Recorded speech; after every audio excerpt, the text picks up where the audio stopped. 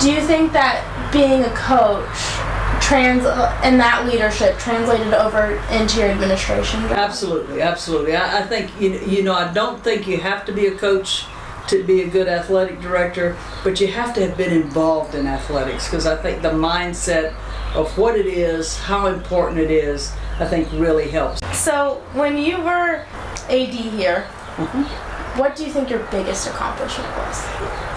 People think of athletic directors and think about a 3-decade career at Tennessee.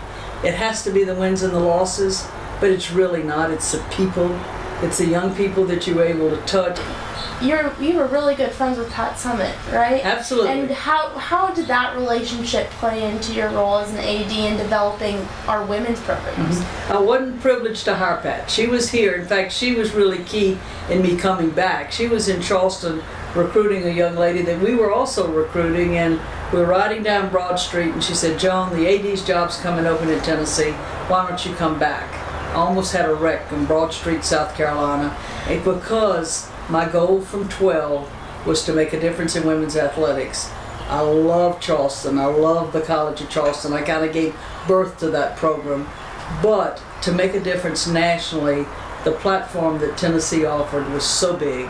What do you think your legacy is at Tennessee? And that's hard to sum up, isn't it? It is. I've often said that I hope on my tombstone they'll be able to say that I made a difference in young people's lives. And that was really what it was all about, because I believe so much in sport. And I believe what it teaches you. It's not the wins and the losses, it's the teamwork. It's knowing how to make decisions. It's knowing how to discipline your life. So I hope that they can say that I made a difference in young people's lives.